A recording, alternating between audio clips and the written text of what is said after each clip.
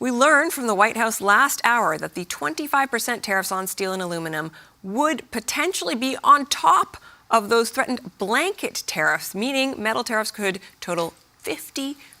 Here to talk about how exposed this leaves Quebec's economy is Véronique Proulx. She's president of Quebec's Federation of Chambers of Commerce. Welcome to the program, Madame Proulx. Good evening. It really does seem to be my job to be the bearer of bad news tonight to a lot of folks, this idea of stacking the tariffs. What would something like that do to Quebec's economy, 50% tariffs on aluminum? Honestly, I think it would have more impact on the U.S. economy than on our economy. The U.S. imports more aluminum from Quebec than they can actually produce. So they need our aluminum very much so, as you mentioned, in various products. So stacking up to 50% wouldn't make any sense for their car manufacturers, for the beer cans, for the defense industry. But this being said, the lack of predictability we're going through right now has already hurt the Quebec economy. Companies, the economy have lost tens and millions of dollars. Why? Because no one's moving right now. We're waiting to see what the Trump administration will do. Will they go forward with tariffs on steel and aluminum? Will they go forward on March 4th with 25% on everything? So companies aren't investing to accelerate integration of new technologies. They're not investing to diversify new markets, to acquire new companies. So this is really affecting our economy and our companies across the different regions of Quebec. You talk about that in a way that's just a sort of a pause, but do you think some of those investments are already moving to the United States, for instance, folks who might be thinking of setting up a contract with a Quebec industry? Absolutely. So we've had conversations with many manufacturers over the past few weeks. And what they've been telling us is that those who have the capacity, who are selling to the U.S. and who have the capacity to invest either to grow a plant that's already there or to implant a new plant, they're looking forward to doing it. Why? Because they want to reduce the instability and they want to maintain their market access. And this is it's not something that's new. We've seen it through all administrations. The more protectionist measures are put in place, the more Quebec companies, especially, are looking forward to invest in the U.S. to maintain this market access. The difference right now is really the lack of predictability, not knowing what's going to happen and how long it will last. Well, and frankly, to some extent, if that changes, it's probably only going to be in one direction, which is negative, right? I mean, if things are predictable, it's because tariffs are, it seems, given the first 3 weeks of this administration, it would be because tariffs are put in place. Otherwise, it feels like we're going to be living in this will he, won't he zone for quite some time. Exactly, and this is exactly what business owners have been telling us. You know, we want to keep. They've invested in Quebec.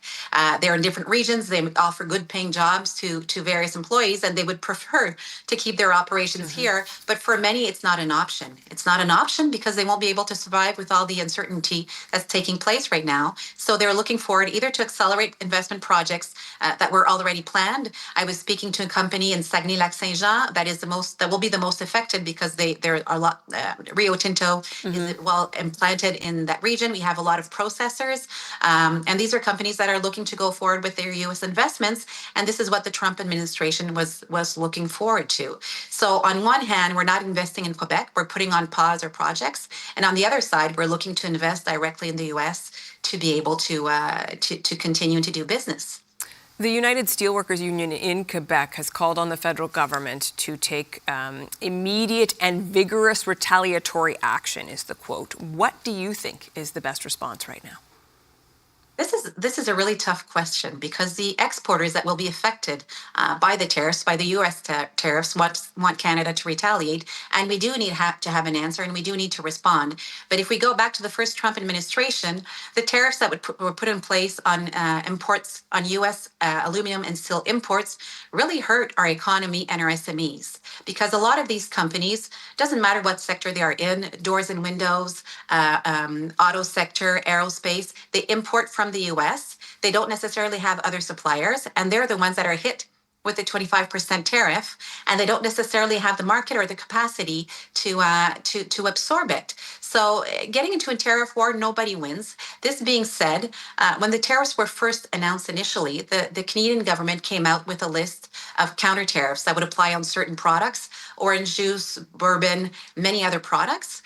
This is a list that we would recommend the Canadian government to go forward to should we have tariffs on Canadian exports? We want to try to avoid to have tariffs on components that are brought in from the US and that are manufactured or assembled to be resold or re-exported to other markets. So for us, this is something that's really important. It hurt our economy last time, and we're hoping that we won't have to get to this situation this time around.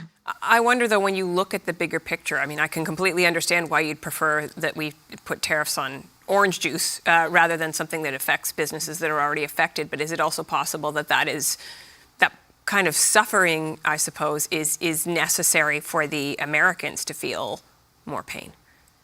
Yes, so we did support the announcement when the federal government said they would do one round and a second round of counter tariffs. The point is, it's not an ideal situation because we're hurting our economy. And when this happened, when the counter tariffs were announced, I had a lot of CEOs connecting with me, in the manufacturing industry, saying, if we get the 25% on our components that we import from the US, this will kill us. We'll have to shut down production lines. We'll have to perhaps let go a lot of employees. So this is one consequence that we want, the Canadian government to be very much aware of. But this being said, I think one thing that both governments, Quebec and Canadian government, need to look into is what are the levers on which they do have control. So we don't have much to say on what Donald Trump will or will not do, or we don't have that much capacity to influence, but we can look in Canada at our tax system. How can we encourage companies to invest here and now and give a clear signal? So we can talk about corporate tax, we can talk about credit, R&D, research and development tax credits, everything that will help companies to invest, to increase productivity so that we're less dependent on the US market and we can diversify our markets. We can look at public procurement as well. It's not normal for a Quebec company to export to the state of New York. It's easier to do so than selling to Ontario or even to its own government. So there are a lot of measures and levers that can be addressed and can be addressed right now. I wonder if in closing I could ask you to really zoom out here. I think one thing I find myself thinking about, I wonder if other people do too, is just this moment that we find ourselves in. It's clear that the sort of political and economic forces are changing. We're at this historic moment where a lot of things are changing in the world. I guess I'm asking you from the vantage point that you're looking at, economically, like how are we going to look at this moment? What do you think the shift is that we are living through right now? It's a very challenging situation and time, and a lot of business owners are realizing to what extent we're dependent on the U.S. market, and I'm hearing a lot of this is enough. We need to do things differently.